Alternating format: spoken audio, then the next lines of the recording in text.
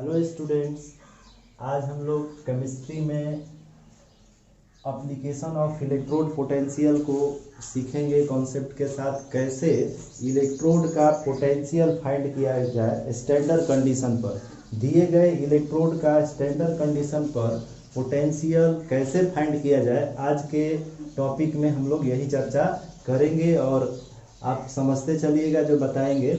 आपको पता है कि केमिस्ट्री में हम लोग का ये चैप्टर नंबर 3 चल रहा है, इलेक्ट्रोकेमिस्ट्री, जिसका लेक्चर नंबर ये 4 है।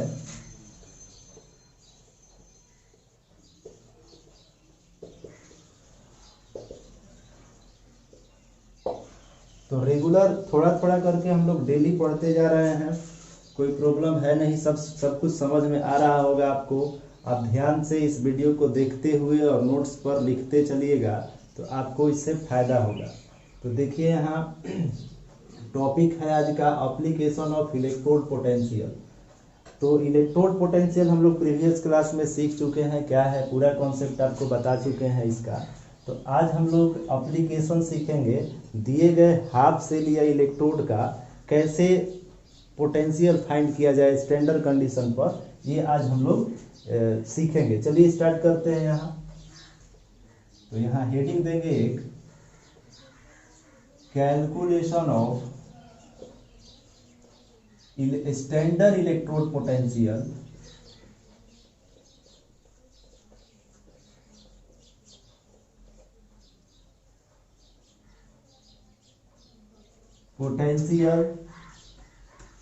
Of zinc electrode. तो जिंक इलेक्ट्रोड के लिए स्टैंडर्ड इलेक्ट्रोड पोटेंशियल कैलकुलेट करना है, यहाँ हेडिंग में लिखा जा चुका है। तो कैसे कैलकुलेट करें ये आपको समझना है देखते हुए, और नोट पर लिखते भी चलना है साथ साथ। तो चलिए आप ध्यान दीजिए। अब इधर हेडिंग आपका हो चुका है कि standard electrode potential zinc electrode के लिए फाइंड करना है। तो कैसे फाइंड किया जाए आपको देखिए यहाँ बता रहे हैं, ध्यान से समझते चलिए। क्योंकि जिंक इलेक्ट्रोड कहा गया है और उसका स्टैंडर्ड इलेक्ट्रोड पोटेंशियल फाइंड करने को कहा जा रहा है। तो जिंक इलेक्ट्रोड को चलिए सबसे पहले यहाँ पे बना लेते हैं। जिंक इलेक्ट्रोड आप समझते होंगे, कई बार बताए हैं पिछले वीडियो अगर आप देखे हैं तो यहाँ एक कंटेनर लिए, उसमें जो है जिंक सल्फेट का सॉल्यूशन ZnSO4 रखेंगे और इसमें जिंक का रॉड डिजॉल्व करेंगे। जैसे ही जिंक का रॉड इसमें डिजॉल्व करते हैं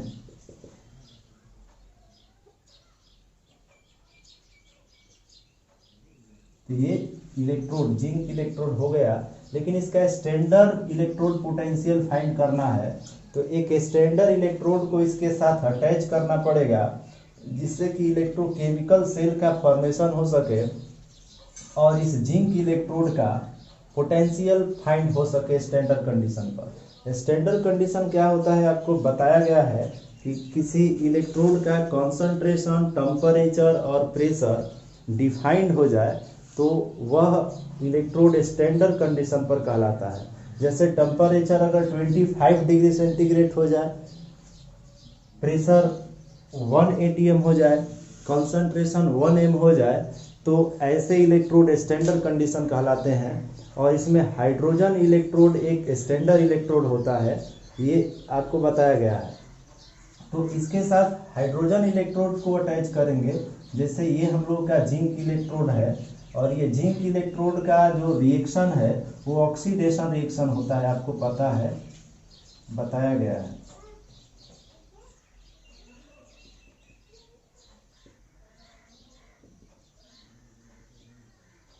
तो ऑक्सीडेशन रिएक्शन अगर हाफ हो रहा है तो ये इलेक्ट्रोड ये तय हो गया कि एनोड होगा, और इसका जो पोटेंशियल है ऑक्सीडेशन पोटेंशियल मेजर होगा। अब इसका स्टैंडर्ड इलेक्ट्रोड पोटेंशियल कैलकुलेट करना है, तो इसको स्टैंडर्ड कंडीशन पर लाने के लिए गैस इलेक्ट्रोड के साथ इसको अटैच करना पड़ेगा। तो चलिए गैस इलेक्ट्रोड के साथ इसको अटैच कर देते हैं।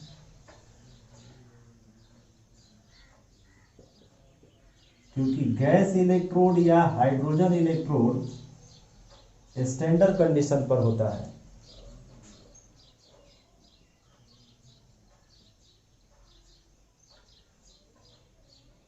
ये गैल्वेनोमीटर है, इसके साथ अटैच कर दिए। ये जो है pressure 1 atm, temperature 25 degree centigrade, concentration hydrogen ion का 1 m,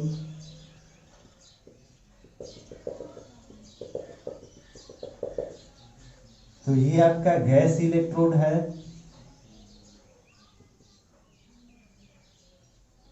और गैस इलेक्ट्रोड आपका रिडक्शन हाफ शो करेगा।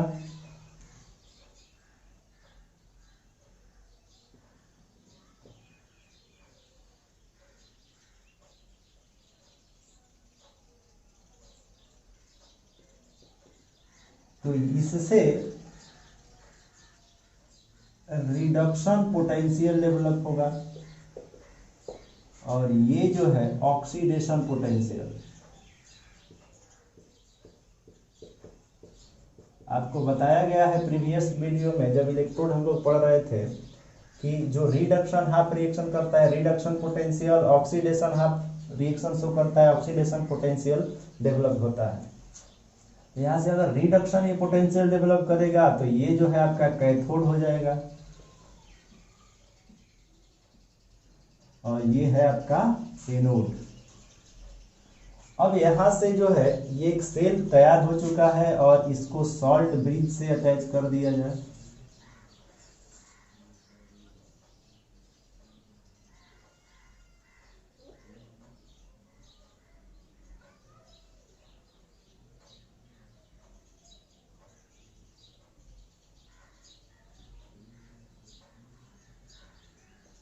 पीसीएल जेल। अब यहाँ गैल्वेनोमीटर को जैसे ही यहाँ देखा जाएगा तो डिफ्लेक्शन होगा, क्योंकि यहाँ इलेक्ट्रोकेमिकल एनर्जी जो है इलेक्ट्रिक एनर्जी में कन्वर्ट हो रहा है। तो यहाँ पे जो पोटेंशियल है इस पूरे सेल का, मतलब सेल का स्टैंडर्ड कंडीशन पोटेंशियल जो है इनट सेल मतलब ईएमएफ ऑफ सेल, इस सेल का ईएमएफ जो है इस कंडीशन पर ध्यान रखिए, याद रखना है 0.74 वोल्ट होता है। मतलब ईएमएफ यहाँ फाइंड हो जाता है, नोन हो जाता है कि जिंक इलेक्ट्रोड के साथ जैसे ही ये गैस इलेक्ट्रोड अटैच करते हैं एक सेल बनता है, तो इस सेल का जो ईएमएफ है इनट सेल वो 0.74 वोल्ट होता है, जो पहले से नोन डिफाइंड वैल्यू है। लेकिन हम लोगों को फाइंड करना है standard electrode potential zinc electrode का। तो ये आपको समझ में आ गया, कंस्ट्रक्शन तैयार कर लिए। अब चलिए हम लोग जिंक इलेक्ट्रोड का पोटेंशियल फाइंड करते हैं। तो ऊपर से देखिए ये मिटाना पड़ेगा पहले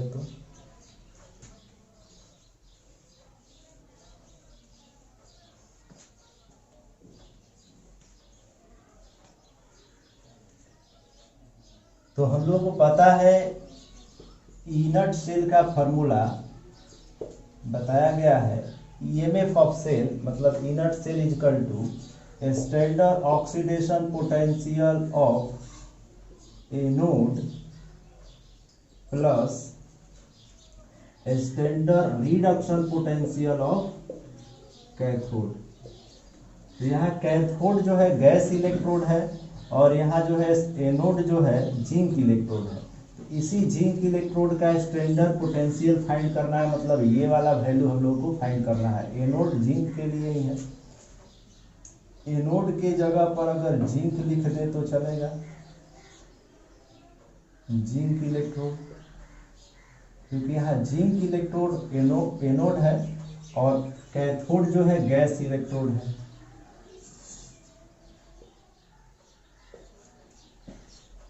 और इनट सेल का वैल्यू पहले से यहाँ बताया गया है कि ये इतना होता है, प्रैक्टिकल वैल्यू है, ये डिफाइंड है, याद रखना है कि जिंक इलेक्ट्रोड को गैस इलेक्ट्रोड के साथ ऐड करके जब एक सेल बनाते हैं इलेक्ट्रोकेमिकल सेल, तो उसका जो ईएमएफ है सेल का 0.7 वोल्ट होता है। तो इसका वैल्यू पता है कि 0.74 हो जाएगा इनट सेल, और ये फाइंड करना है standard oxidation potential of zinc electrode. Zinc electrode कहें या एनोड कहें, बात एक ही है, क्योंकि जिंक इलेक्ट्रोड ही यहाँ एनोड है, क्योंकि ये ऑक्सीडेशन रिएक्शन कर रहा है। अब plus standard reduction potential of cathode या गैस इलेक्ट्रोड जो है यहाँ, इसका वैल्यू आपको पता रहता है, क्योंकि स्टैंडर्ड कंडीशन पर है ये, तो इसका जो है reduction potential of gas electrode आपको बताए हैं कितना होता है, 0 वोल्ट। हमेशा ध्यान रखिए, बहुत इंपॉर्टेंट है, ऑब्जेक्टिव में भी ये क्वेश्चन आता रहता है।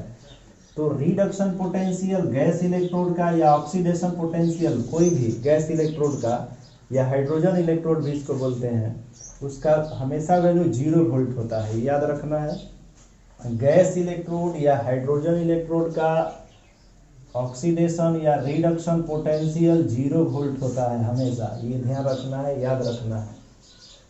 तो यहाँ पर ये इसका पूरा वैल्यू 0 हो जाएगा।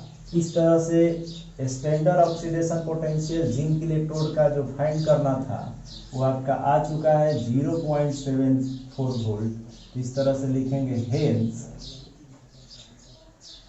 Standard oxidation potential of zinc electrode equals to 0.74 volt. अब यहाँ अगर आपको जिंक इलेक्ट्रोड का स्टैंडर्ड रिडक्शन पोटेंशियल अगर आपको फाइंड करना हो, लिखना हो, तो आप बता सकते हैं, केवल यहाँ साइन चेंज हो जाएगा। तो लिखेंगे standard reduction potential of zinc electrode. Oxidation potential यहाँ कर रहा है तो पता है 0.74 वोल्ट आ गया, लेकिन अगर आपसे रिडक्शन पोटेंशियल अगर आपसे कोई पूछ देगा रिडक्शन पोटेंशियल क्या होगा जिंक इलेक्ट्रोड के लिए, तो बस साइन चेंज हो जाएगा, -0.74 वोल्ट। तो इस तरह से हम लोग देख रहे थे अभी जिंक इलेक्ट्रोड के लिए ऑक्सीडेशन पोटेंशियल या रिडक्शन पोटेंशियल स्टैंडर्ड कंडीशन पर कैसे कैलकुलेट किया जाए, ये सब समझ में आया होगा। और आपको एक चीज बताएं यहाँ, तो स्टैंडर्ड कंडीशन पर फाइंड करना था पोटेंशियल, इसलिए स्टैंडर्ड इलेक्ट्रोड को यहाँ इसके साथ अटैच किए, जो कि स्टैंडर्ड इलेक्ट्रोड हाइड्रोजन है। गैस इलेक्ट्रोड हमेशा स्टैंडर्ड कंडीशन पर होता है और उसका पोटेंशियल हमेशा 0 वोल्ट होता है, याद रखना। तो जैसे ही इसको स्टैंडर्ड कंडीशन के साथ अटैच किए तो इसका स्टैंडर्ड पोटेंशियल फाइंड हुआ, और ये भी स्टैंडर्ड कंडीशन पर हो गया, क्योंकि स्टैंडर्ड कंडीशन स्टैंडर्ड इलेक्ट्रोड के साथ ही अटैच है, तो इसका भी जिंक का कॉन्सेंट्रेशन भी 1 m हो जाएगा। इसका भी टेम्परेचर 25 डिग्री सेंटीग्रेड या 298 केल्विन हो जाएगा। इसका प्रेशर भी 1 atm हो जाएगा, क्योंकि ये स्टैंडर्ड कंडीशन के साथ अटैच हो गया है। तो इस तरह से हम लोग अभी जिंक इलेक्ट्रोड के लिए स्टैंडर्ड इलेक्ट्रोड पोटेंशियल फाइंड कर रहे थे। अब आगे कॉपर इलेक्ट्रोड भी एक इम्पोर्टेंट है, तो उसका भी स्टैंडर्ड इलेक्ट्रोड पोटेंशियल कैलकुलेट करेंगे।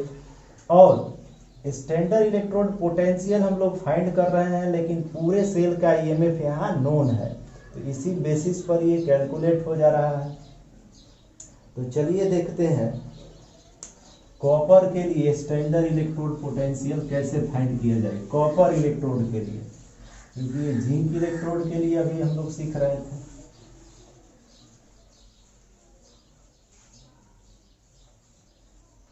तो हेडिंग देंगे यहाँ calculation of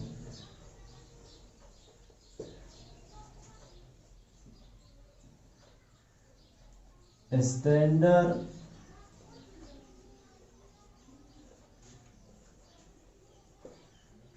electrode potential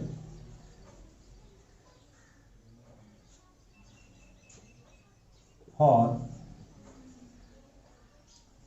copper electrode.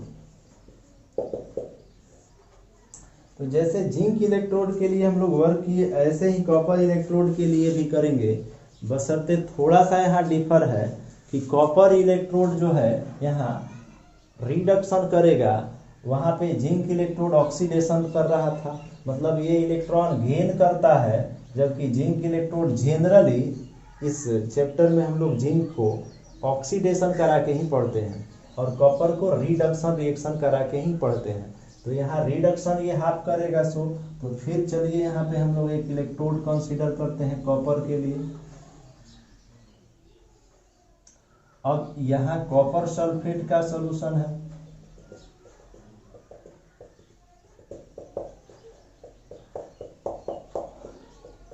और इसमें कॉपर का रड डिजल्व करेंगे। जैसे ही कॉपर का रड डिजल्व करेंगे तो ये एक इलेक्ट्रोड हो गया, हाफ सेल हो गया। अब ये ऑक्सीडेशन नहीं रिडक्शन हाफ शो करेगा, क्योंकि ये Cu इलेक्ट्रोड है। इसी का स्टैंडर्ड इलेक्ट्रोड पोटेंशियल फाइंड करना है। तो यहाँ कॉपर जो है 2 इलेक्ट्रॉन गेन करके रिडक्शन हाफ रिएक्शन शो करेगा। रिडक्शन हाफ रिएक्शन जैसे ही शो किया तो ये रड जो है नोन हो जाता है कि कैथोड रड होगा। ये कैथोड हो जाएगा क्योंकि रिडक्शन हाफ कर रहा है, और ये रिडक्शन पोटेंशियल डेवलप करेगा ये। अब इसको स्टैंडर्ड कंडीशन पे वर्क करना है, पोटेंशियल फाइंड करना है। तो फिर हाइड्रोजन इलेक्ट्रोड को यहाँ इसके साथ अटैच करेंगे। हाइड्रोजन इलेक्ट्रोड बहुत इंपॉर्टेंट है, शुरू में ही बताए थे। हाइड्रोजन इलेक्ट्रोड एक तो स्टैंडर्ड कंडीशन पर है, इसका पोटेंशियल डिफाइंड है 0 वोल्ट होता है, और ये आगे चल के कॉन्सेंट्रेशन सेल में भी यही इन्वॉल्व होगा। मतलब ये बहुत इंपॉर्टेंट है हाइड्रोजन इलेक्ट्रोड, और ये जो है किसी को भी स्टैंडर्ड कंडीशन पर लाना है तो इसको यूज करते हैं। इसके पोटेंशियल 0 होने की वजह से ये ऑक्सीडेशन या रिडक्शन कोई भी रिएक्शन यहाँ ये शो करता रहता है। तो इसको यहाँ हम लोग, क्योंकि यहाँ पर रिडक्शन कर चुका है तो यहाँ gas electrode oxidation reaction show करेगा। बहुत इंपॉर्टेंट इलेक्ट्रोड है गैस इलेक्ट्रोड।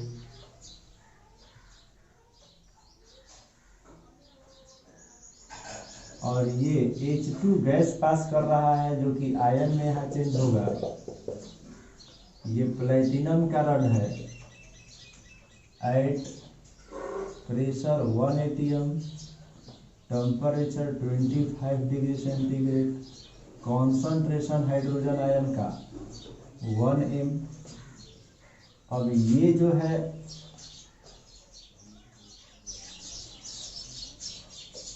दो इलेक्ट्रॉन लूज करेगा और ऑक्सीडेशन हाफ रिएक्शन शो करेगा। अब इसके साथ जो है हम लोग फिर गैल्वेनोमीटर को अटैच करेंगे ईएमएफ मेजर करने के लिए सेल का, क्योंकि एक सेल बन चुका है। देखिए सॉल्ट ब्रिज छूट रहा है, इसको भी दिखा दीजिए। सॉल्ट ब्रिज का क्या कॉन्सेप्ट है ये आपको बताया जा चुका है एक बार।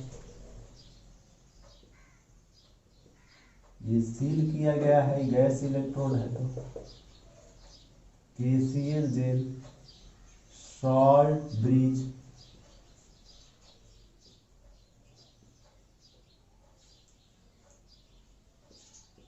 यहाँ पर इनर्ट सेल मतलब ईएमएफ ऑफ सेल 0.34 वोल्ट होता है। मतलब कॉपर इलेक्ट्रोड का जो है जैसे ही इलेक्ट्रोकेमिकल सेल का फॉर्मेशन करते हैं तो उसका ईएमएफ उस सेल का 0.34 वोल्ट पाया जाता है। इसको ध्यान रखना है, याद रखना है भाई, बहुत इंपॉर्टेंट है ये भी, तो याद रखना पड़ेगा इसको आपको। आगे चल के इलेक्ट्रोकेमिकल सीरीज भी पढ़ाना है, वहाँ पे आपको याद रखना पड़ेगा एक सीरीज, वहाँ भी सभी ये जो है सेल का ईएमएफ जो है दिया रहेगा पहले से डिफाइंड सीरीज में, उसको याद कराएंगे हम। अभी इसको याद रखिए, बहुत इंपॉर्टेंट है। जिंक के लिए सेल का इलेक्ट्रोकेमिकल सेल का ईएमएफ 0.74 और कॉपर के लिए 0.34 वोल्ट। अब यहाँ से ये फॉर्मेशन हो चुका है, मतलब इस कॉपर इलेक्ट्रोड का अब यहाँ से हम लोग स्टैंडर्ड पोटेंशियल फाइंड कर सकते हैं। तो चलिए यहाँ फाइंड करते हैं इसका स्टैंडर्ड पोटेंशियल। आप अगर ध्यान दे रहे हैं तो यहाँ देख रहे होंगे यहाँ गैस इलेक्ट्रोड या hydrogen electrode oxidation half reaction show किया है, जिस वजह से ये ऑक्सीडेशन पोटेंशियल डेवलप करेगा। और ये जो है आपका रॉड ऑक्सीडेशन है, तो ये रॉड जो है आपका एनोड हो जाएगा। तो अब चलिए यहाँ से फाइंड करते हैं, लिखेंगे since we know that inert cell is equal to, मतलब EMF of cell is equal to standard oxidation potential of anode plus standard reduction potential of cathode. तो यहाँ पर जो एनोड है वह है गैस इलेक्ट्रोड,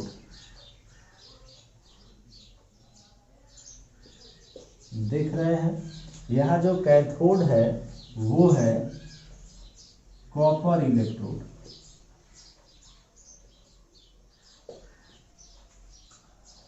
तो गैस इलेक्ट्रोड का स्टैंडर्ड ऑक्सीडेशन पोटेंशियल नोन होता है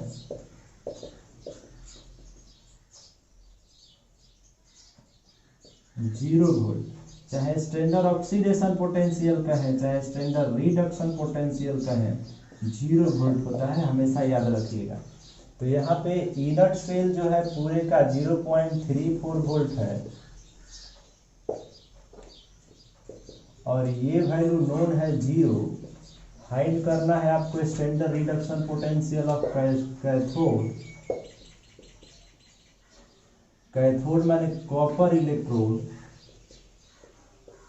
तो वो आपका फाइंड हो गया 0.34 वोल्ट ही होगा, क्योंकि ये 0 है वोल्ट, तो इसका तो जो ईएमएफ का वोल्ट होगा, जो पोटेंशियल होगा वही इसका होगा, क्योंकि इसका तो 0 ही हो जा रहा है।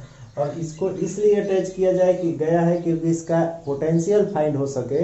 तो जैसे ही इसको अटैच करते हैं तो ये स्टैंडर्ड कंडीशन पर आ जाता है। ये भी इसका भी concentration 1m, temperature 25 degree centigrade, pressure 1 atm पर आ जाता है। और इस तरह से सेल का ईएमएफ फाइंड हो जाता है और उस यहाँ पे कॉपर इलेक्ट्रोड का ईएमएफ भी कैलकुलेट हो जाता है। तो यहाँ अगर आप standard reduction potential of copper electrode find कर लिए हैं, reduction potential of copper electrode 0.3 volt, तो इसका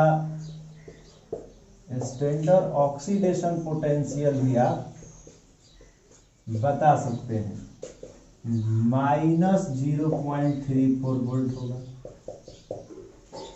तो इस तरह से अभी हम लोग जिंक इलेक्ट्रोड, कॉपर इलेक्ट्रोड के लिए स्टैंडर्ड इलेक्ट्रोड पोटेंशियल फाइंड कर रहे थे और आपको ये समझ में आया होगा। वैल्यू भी याद रखिएगा, एग्जाम में कई बार आ चुका है, आता रहता है, नोट कर लीजिए इसको।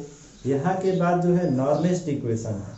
तो नॉर्नेस्ट इक्वेशन क्या है, किस लिए वो है, वो हम आपको बताएंगे अगले वीडियो में।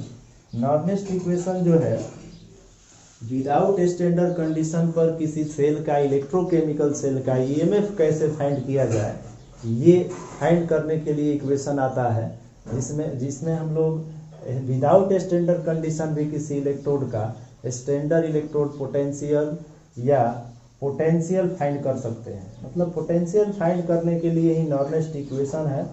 इसको हम लोग अगले वीडियो में समझेंगे और आज के लिए इतना ही, ठीक है।